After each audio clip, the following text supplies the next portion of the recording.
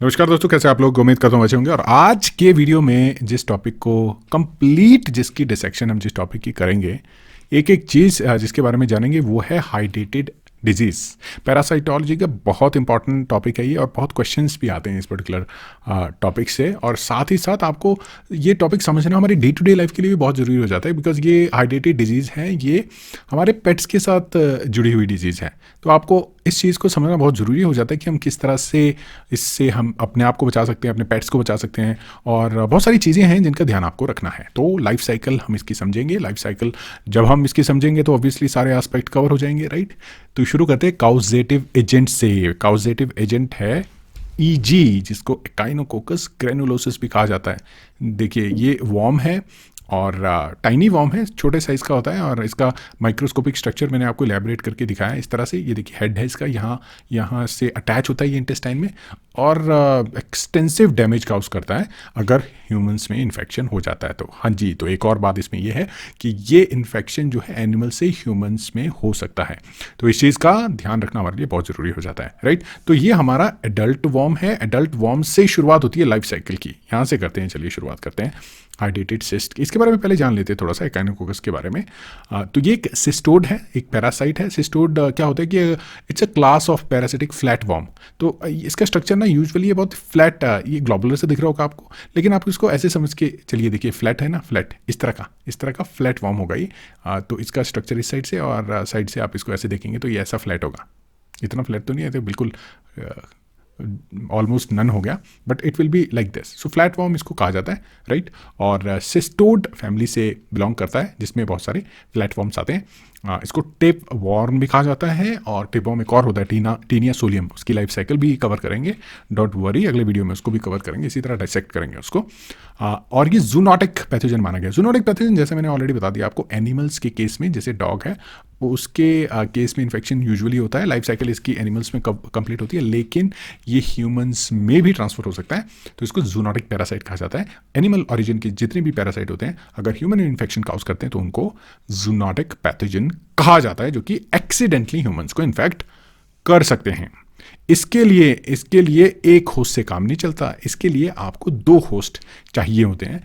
पहला है जो एनिमल, और दूसरा है ह्यूमंस, और वो कोई भी हो सकता है। यूजुअली जो है dog is one of the host. और देखिए, इसमें क्या है कि नॉर्मल लाइफ साइकिल इसकी चलती रहती है, डॉग और शीप, राइट। डॉग और शीप चाहिए होते हैं, लेकिन ह्यूमंस एक्सीडेंटली बीच में आ जाता है, और ये डेड एंड भी हो जाता है, तो इसलिए ह्यूमंस को डेड एंड होस्ट भी कहा जा सकता है इसके केस में, राइट, इसके केस में। तो नेक्स्ट आता है, यहाँ से अब हमारा पैरासाइट देखिए कहाँ जाएगा, ये हमें जानना ज़रूरी हो जाता है कि इसकी नेक्स्ट डेस्टिनेशन क्या होगी। ऑल राइट, तो यहाँ से हम शुरू करेंगे, जो एडल्ट वॉर्म है वहाँ शुरू करेंगे, और पहला होस्ट आता है हमारा इसके केस में डॉग। तो डॉग के इंटेस्टाइन में, और साथ ही साथ बैकग्राउंड में अगर आपको इंटरेस्टिंग आवाज़ें आती हैं, डॉग्स की आवाज़ आती है, तो ये आप एनवायरनमेंट को इग्नोर करें प्लीज़, बिकॉज अभी हमारे पास रिसोर्स नहीं है कि हम साउंड प्रूफ रूम्स क्रिएट करें। पढ़ाई वाले यूट्यूब चैनल में बहुत कम इनकम होती है, बट हमारा पैशन है आपको सपोर्ट करना। तो अगर आप ज़्यादा सपोर्ट करेंगे, शेयर करेंगे, तो होपफुली हमारी इनकम भी बढ़ेगी, और साथ ही साथ आपके लिए साउंड प्रूफ कमरे भी अरेंज करके इस तरह के वीडियो बनाएंगे। लेकिन तब तक तो हमें इसी तरह चलना पड़ेगा, तो आपको आपका साथ बहुत ज़रूरी है। साथ ही साथ देखते हैं इन फ्यूचर अगर कुछ ऐसी बात होती है, but for now please ignore. आपको बैकग्राउंड में डॉग्स की आवाज़ भी आ सकती है, तो उसको इग्नोर कीजिए और फोकस कीजिए स्टडी के ऊपर, राइट। तो अब ये जो होस्ट है हमारा डॉग, इसके केस में इसको कहा जाता है डेफिनेटिव होस्ट। ये देखो यहाँ पे ये लेवल है ना, इसके लिए डेफिनेटिव होस्ट, ये डेफिनेटिव होस्ट है। अब डेफिनेटिव होस्ट का मतलब होता है वो होस्ट जिसके अंदर सेक्सुअल रिप्रोडक्शन होती है। इसके लिए मुझे एक एरो चाहिए, तो मैं एरो ले लेता हूँ ताकि यहाँ से एरो डिज़ाइन करूँ इस तरह से। तो यहाँ से क्या होगा कि हमारा जो डॉग है उसके अंदर ये होस्ट आ गया है, मान लीजिए, राइट। अब ये कहाँ से आता है वो भी हम कवर करेंगे, कंप्लीट करेंगे लाइफ साइकिल को। तो यहाँ पे हमारे होस्ट के अंदर जो पैरासाइट आ चुका है, और डॉग्स के अंदर ये जो पैरासाइट है वो इंटेस्टाइन में होता है, और अदर कैनाइन्स जो भी होते हैं उनमें भी ये पैरासाइट आ सकता है। तो एडल्ट टेपवॉर्म वो रहता है स्मॉल इंटेस्टाइन में डॉग के अंदर, और सेक्सुअल रिप्रोडक्शन कंप्लीट करके एग्स क्रिएट करता है। तो ये जो वॉर्म है ये through sexual reproduction eggs release करेगा, और यहाँ से एग्स हम ले लेते हैं, राइट। हमने सारी तैयारी ऑलरेडी कर रखी है, तो हमारे पास एग्स इस तरह के होते हैं, और यही एक तरह से आप एज ए डायग्नोस्टिक मार्कर भी इसको ले सकते हैं। जो डॉग का फीकल मैटर है उसको माइक्रोस्कोप के अंदर अगर देखें तो ये दिख जाएंगे अगर एग्स होंगे तो उसमें। और ऐसा नहीं है कि बहुत कम एग्स जो रिलीज़ करता है एकाइनोकोकस ग्रेनुलोसिस, बहुत सारे एग्स होते हैं। मैं 3 ही एग बना रहा हूँ मैं, लेकिन बहुत सारे थाउजेंड्स ऑफ एग्स ये रिलीज़ करता है। और साथ ही साथ अगर हम बात करें इन एग्स के साइज़ के, बहुत छोटे छोटे एग्स होते हैं, माइक्रोस्कोप में आपको दिखेंगे।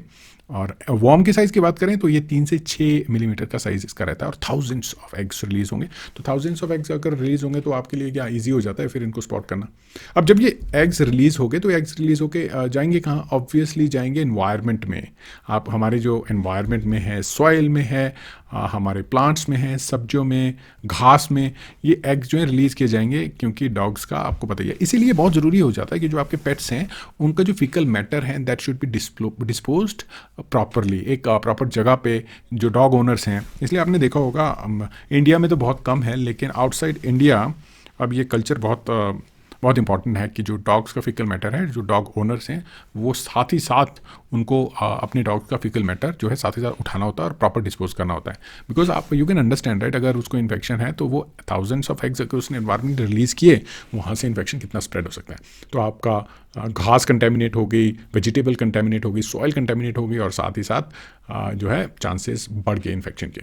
अब घास अगर कंटेमिनेट हो गई है तो घास खाने वाले जानवर इंक्लूडिंग भेड़, शीप को इन्फेक्शन हो गया। तो यहाँ पे जो भेड़ है वो आ जाती है intermediate host, right. Intermediate host, और इंटरमीडिएट होस्ट वो होते हैं जिनमें असेक्सुअल रिप्रोडक्शन कंप्लीट होती है किसी भी पैरासाइट की। Asexual reproduction, right. Asexual reproduction का मतलब है ये जो एग है यहाँ से होते हुए, राइट, अब इसने घास को कंज्यूम किया, शीप में एंटर कर जाएगा ये एग यहाँ से, और उसकी इंटेस्टाइन में जाके बैठ जाएगा एग। यूजुअली क्या होता है कि इंटेस्टाइन में पहुंचते पहुंचते उसकी जो लार्वल फॉर्म जो है वो आनी शुरू हो जाती है। तो ये पार्ट एनवायरनमेंट से ट्रांसफ़र होकर शीप के अंदर जो एग्स चला जाएगा, वहाँ पे स्मॉल इंटेस्टाइन में हैचिंग होनी शुरू हो जाएगी। इस एग की हैचिंग के बाद बनता है एक बहुत ही इंटरेस्टिंग लार्वा, जिसको कहते हैं हेक्साकैंथ एम्ब्रियो कहा जाता है। और इसको हेक्साकैंथ एम्ब्रियो वो बन जाता है, मैं लार्वा कह रहा था, I think embryo is appropriate word, right. So hexacanth embryo इसको कहा जाता है, राइट। तो हेक्साकैंथ एम्ब्रियो जो है इसको ऑन्कोस्फेयर में कन्वर्ट होना होता है, तो उसके बारे में भी बात करते हैं हम लोग। Hexacanth embryo penetrates inside the intestine. तो ये जो है ना, ये पेनिट्रेट करता है क्योंकि इसमें अपेंडिजेस होते हैं, ये पेनिट्रेट करेगा इंटेस्टाइन में।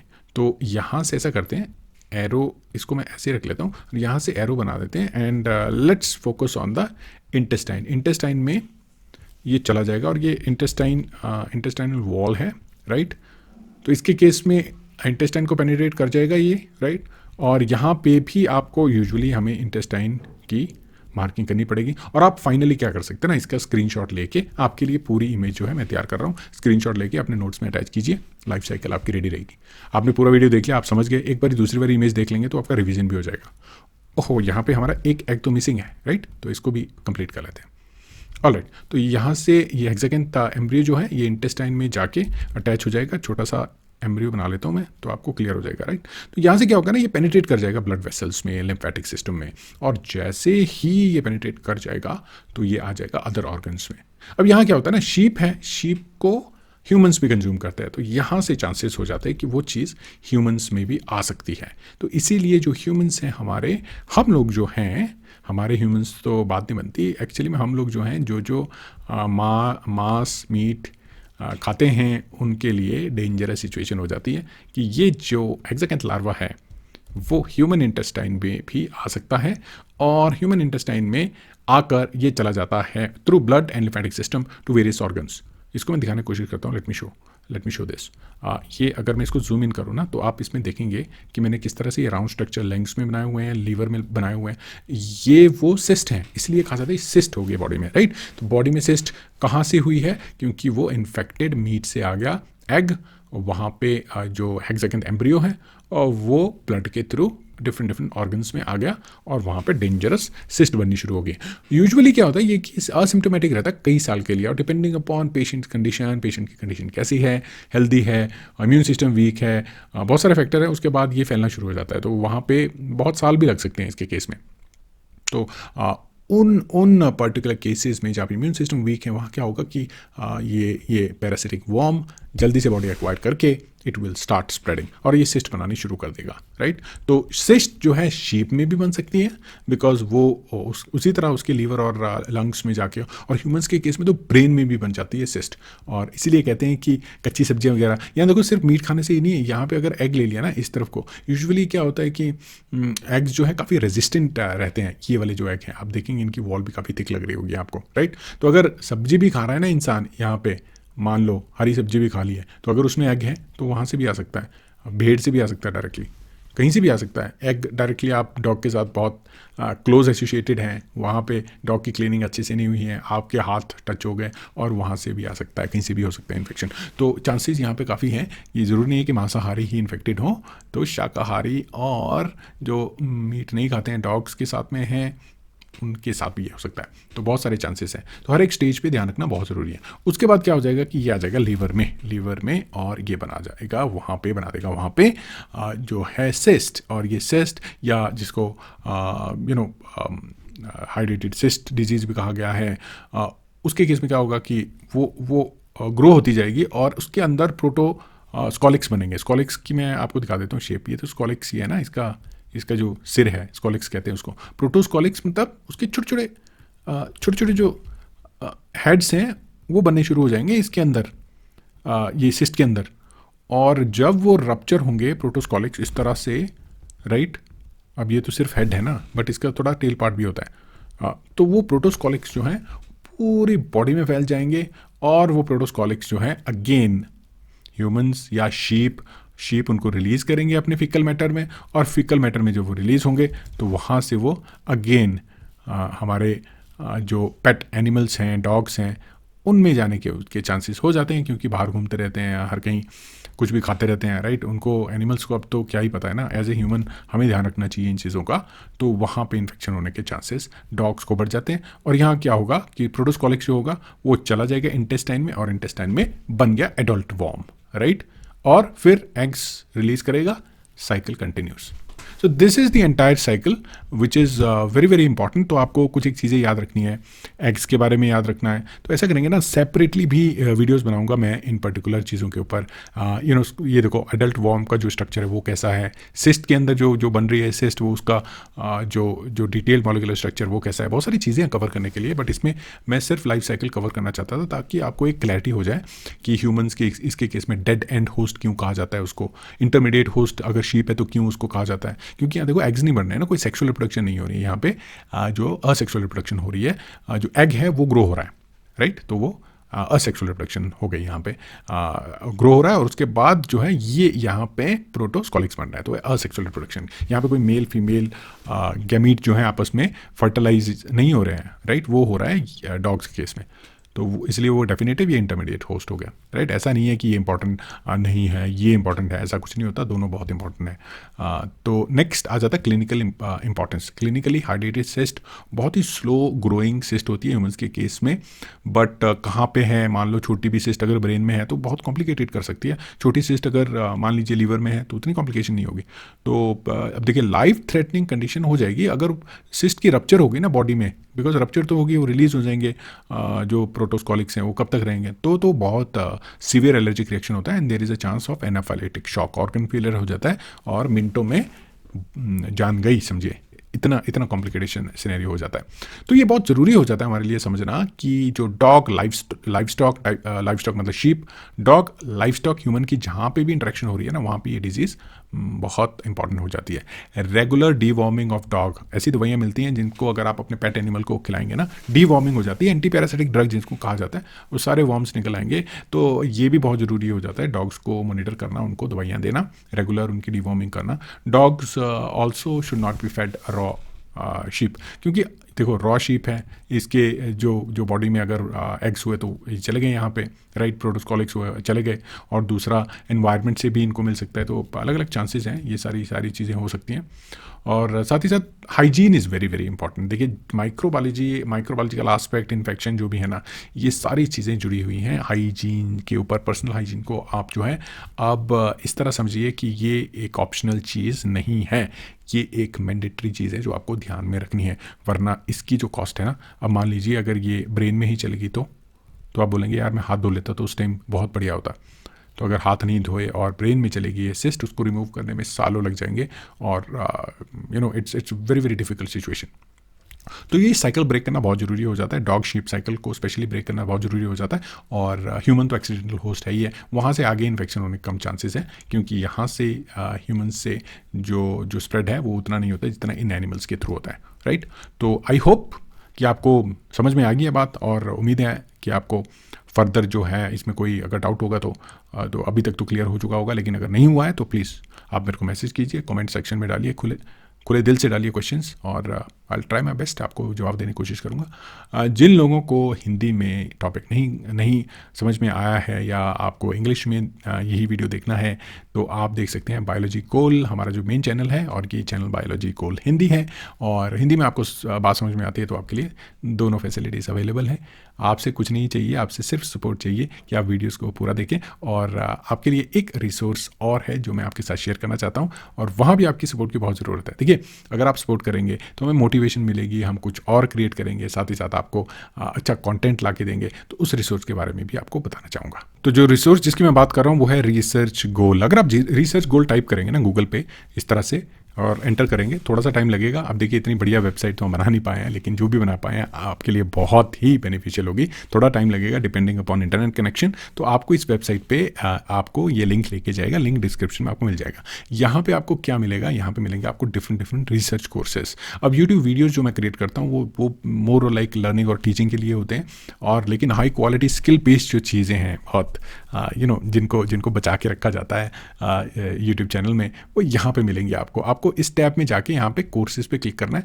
जैसे आप कोर्सेज पे क्लिक करोगे, ये सारे कोर्सेज मैंने तैयार किए हुए हैं, बहुत ही मेहनत से तैयार किए हैं। तो आप देखेंगे यहाँ पे बहुत सारे कोर्सेज के मैक्सिमम कोर्सेज में मैंने फ्री चैप्टर रखे हुए हैं। फ्री चैप्टर मीन्स आपको क्या करना है, एंटर करोगे, आप किसी भी कोर्स में मॉलिक्यूलर डॉक्यूमेंट आपने एंटर करना है, राइट। तो जब आप एंटर करोगे आपको इंट्रोडक्शन ये वाला वीडियो मिल जाएगा कि इसमें हम क्या कवर करेंगे, और साथ ही साथ यहाँ जाना करिकुलम में जाओगे तो 3 वीडियोज़ तो ऑलरेडी फ्री है, कुछ नहीं करना, यहाँ पे क्लिक करके वॉच वीडियो करना है। जैसे वॉच वीडियो पे क्लिक करोगे तो ये आपको लिंक दूसरे पेज पे सेंड कर देगा, और वहाँ पे आप जो है इस पर्टिकुलर वीडियो को पूरा देख सकते हो, और वो भी विदाउट एनी कॉस्ट, राइट। तो जैसे ये खुल गया यहाँ पे, ये वीडियो जो है आप पूरा देख सकते हो।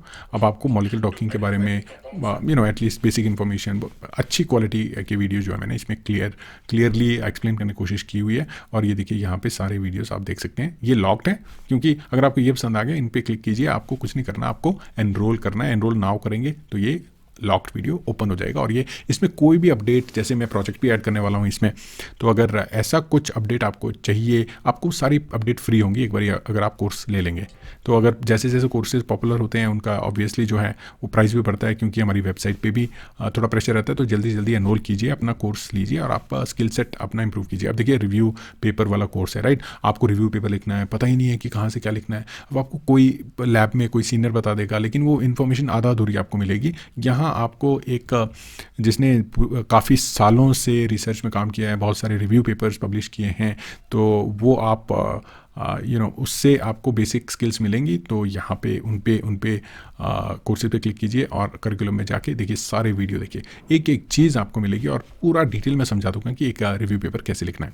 थोड़े से स्पेशलाइज कोर्सेज हैं, तो इनको यूट्यूब चैनल पे अगर डालते भी हैं तो उतना ज़्यादा जो है बेनिफिट नहीं रहता है। तो ये इस तरह से, और इसमें कुछ ना नोट्स वगैरह या कुछ ऐसा मटेरियल भी साथ के साथ हम प्रोवाइड करते हैं, तो वो भी यहाँ पे यूट्यूब पे अनस्ट्रक्चर्ड सा काम हो जाता है ना। तो यहाँ पे क्या हो जाता है कि आपको स्ट्रक्चर्ड वे में सारी चीज़ें मिल जाती हैं, बहुत बहुत मेहनत से ये रिसोर्स क्रिएट किया है, बहुत लोगों की मेहनत इसमें लगी है, एक एक वीडियो के लिए बहुत मेहनत हम लोग करते हैं। और आप देखेंगे अगर बायोइन्फॉर्मेटिक्स के बारे में जानना है तो आपने क्या करना है कि डेटाबेस वाला कोर्स है, पाइथन वाला कोर्स है, मॉलिक्यूलर विजुअलाइजेशन वाला है, मॉलिक्यूलर डॉकिंग वाला है। 4 अगर आप करेंगे ना तो इन सिलिको स्टडीज़ आप किसी भी प्रोटीन के साथ बहुत अच्छे से कर पाएंगे। अगर आपको प्रोग्रामिंग और डेटा एनालिसिस के बारे में करना है, पाइथन कोर्स कर लो, डेटा एनालिसिस वाला कर लो, और साथ में पेपर किस तरह लिखा जाता है कर लो, आपको पूरा पैकेज मिल जाएगा। और आज की डेट में तो रिसर्च एक ऐसा कंपोनेंट हो गया है कि हर एक चीज़ में हर एक स्टूडेंट जो है रिसर्च करना चाहता है। तो रिसर्च के लिए एक बेसिक स्किल सेट का होना बहुत ज़रूरी है। तो आप कहाँ से वो स्किल सेट एक्वायर करेंगे? यहाँ से, कहाँ से? रिसर्च गोल से। तो प्लीज़ इस रिसोर्स को आप एक्सप्लोर कीजिए, और कोई भी इशू आता है तो आप मुझे बताइए। जैसे अगर मैं आपको वैसे बताऊं, एक कोर्स इस पर्टिकुलर आईडी से मैंने ओपन किया हुआ है, जैसे databases for research, protein research. तो यहाँ देखिए, जैसे एनरोल कर लेते हैं ना आपको ये ऑप्शन मिल जाता है, join our WhatsApp group for question and answer. ये एक व्हाट्सएप चैनल है हमारा, जहाँ से आपको मेरा कॉन्टैक्ट नंबर मिल जाएगा, और आप मेरे को कॉल भी कर सकते हैं, मैसेज कर सकते हैं, और आपका प्रोजेक्ट में मैं आपकी हेल्प कर सकता हूँ। तो करिकुलम में ये देखिए अब सारे ओपन हो गए ना, राइट। अब इसको क्लिक करेंगे तो ये वीडियो भी आप देख पाएंगे, राइट। तो मल्टीपल स्टूडेंट्स जो हैं उसमें एनरोल करते हैं, बहुत लोगों ने सपोर्ट किया है, और जिसने भी सपोर्ट किया ना एक एक कोर्स को, तो मैं आपका दिल से थैंक यू बोलना चाहता हूँ, बिकॉज ये बहुत बड़ी मोटिवेशन होती है किसी इंस्ट्रक्टर के लिए कि उसके कोर्सेज जो हैं वो पसंद किए जाते हैं, बच्चों को थोड़ा चीज़ें सीखने को मिलती हैं, रिसर्चर्स को टेक्निक सीखने को मिलती हैं, और आप वीडियो देखते हैं, और आपने ये पार्ट भी देख लिया है जो कि पूरी तरह एडवर्टाइजमेंट का पार्ट था, पूरा वीडियो आपने देखा है। Thank you so much. और अगर आपको कोई भी डाउट है तो प्लीज़ आप कॉन्टैक्ट कर सकते हैं। डिस्क्रिप्शन में इस रिसोर्स का मैं लिंक डाल दूंगा, और आप प्लीज़ एनरोल कीजिए। कोई फ्री से, आप जो फ्री के चैप्टर हैं उनको आप तो एक्सप्लोर कर ही सकते हैं, राइट। उनको देखिए, मशीन लर्निंग का कोर्स है, ज़रा एक बारी करके देखिए इसको, आपको समझ में आ जाएगा किस तरह बायोलॉजिस्ट जो है आपको प्रोग्रामिंग के बारे में सिखा सकते हैं बहुत ईजी वे में। अगर आप बायोलॉजिस्ट हैं आपको समझ में आ जाएगी बात, राइट।